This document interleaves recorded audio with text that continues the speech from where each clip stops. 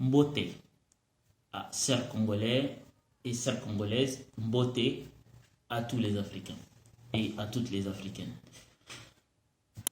Aujourd'hui, nous avons décidé de parler du drame qui sévit dans l'est du Congo, la République démocratique du Congo, depuis 30 ans.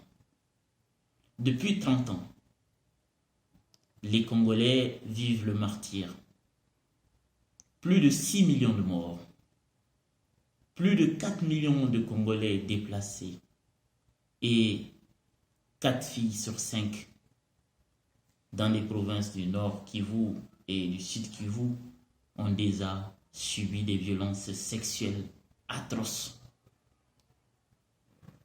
Sans doute, beaucoup d'entre vous ont eu l'occasion de regarder le film documentaire sur le docteur, on va dire, candidat malheureux à la présidentielle, l'homme qui répare les femmes. Et cela vous a permis sans doute de voir, on va dire, les coulisses d'un drame qui ne meut pas le monde entier. Alors que le Congo, c'est la Palestine des Africains. C'est l'endroit d'Afrique, ou je dirais même du monde, où il y a plus d'atrocités. Cependant, nous constatons que le reste du monde, notamment l'Occident, se détourne les yeux face à ce drame, on va dire, épouvantable. Des milliers de femmes violées chaque année. Des milliers de Congolais, on va dire, assassinés froidement. Mais le monde détourne les yeux, parce que l'Occident ne veut pas regarder. Et il ne veut pas regarder. Parce qu'il faut se poser la question à qui profite le crime. Donc les minéraux, cette crise se fait sur fond d'exploitation illicite de minéraux stratégiques, extraits du sous-sol congolais. Et bien évidemment expédiés ailleurs pour rentrer dans la composition, on va dire, d'objets high-tech.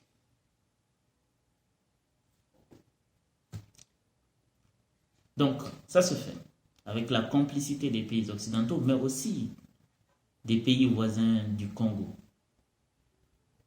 Et nous disons à nos frères congolais toute notre solidarité et toute notre indignation. Cependant, si les Congolais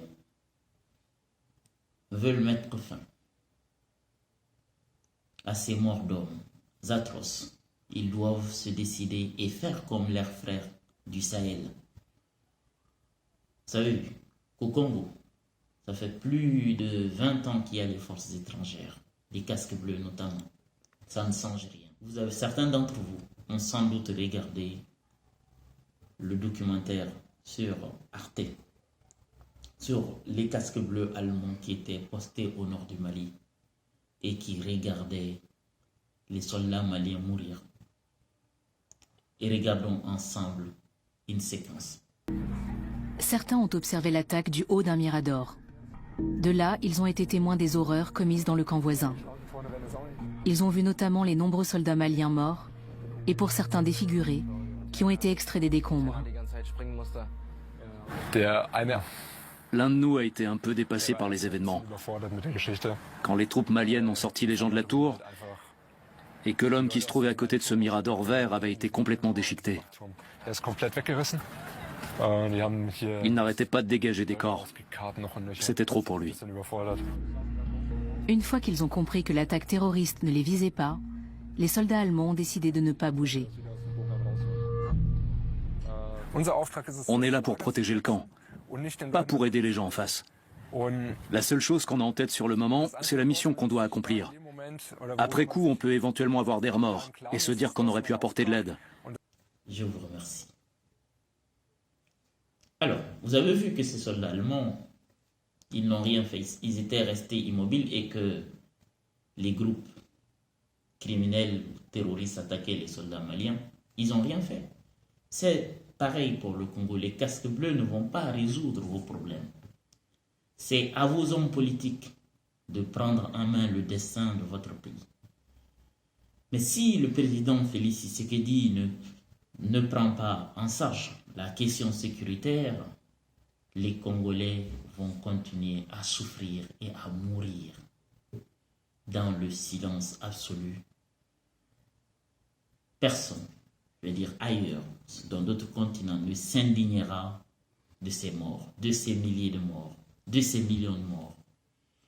Et donc, ce qu'il convient de faire, tout simplement, en ce qui concerne les citoyens congolais, mettez la pression au maximum sur le pouvoir en place, afin que ce pouvoir en place puisse mettre également la pression sur les partenaires occidentaux, notamment la France, les États-Unis, l'Angleterre, la Suisse, pour que ces pays-là mettent pression sur les pays voisins qui s'interfèrent, qui s'ingèrent dans les affaires intérieures du Congo. Si les pays occidentaux ne réagissent pas aux demandes des autorités congolaises, nous leur demandons de s'inspirer des autorités sahéliennes. Il faut peut-être penser à virer les casques bleus. Il faut cartographier tous les sites d'extraction de minerais. Aujourd'hui, avec des moyens élémentaires, comme les drones, on peut empêcher les groupes armés d'exploiter ces sites qui ne sont pas sous contrôle gouvernemental. Sans cela, le drame congolais va se poursuivre. Car vous savez très bien que l'émotion occidentale, c'est à géométrie variable. Ils ne veulent pas regarder ce qui se passe au Congo, puisque ça les concerne, puisque les vrais, ceux qui profitent, on va dire, de ce drame, c'est eux. Donc regarder ce drame en face, parler de ce drame, c'est s'accuser. Ils ne vont pas, bien évidemment, le faire.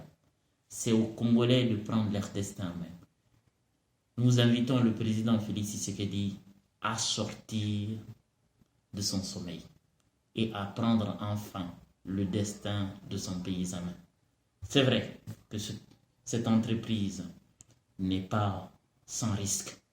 Oui, décider de mettre fin au pillage de son pays, et revendiquer ou travailler à restaurer sa souveraineté, c'est risquer sa vie.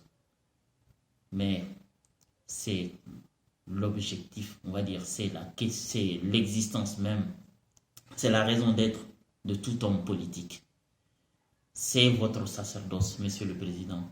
Donc réveillez-vous, chers Congolais, battez-vous comme vos frères du Sahel. Unissez-vous et libérez votre pays. Je vous remercie.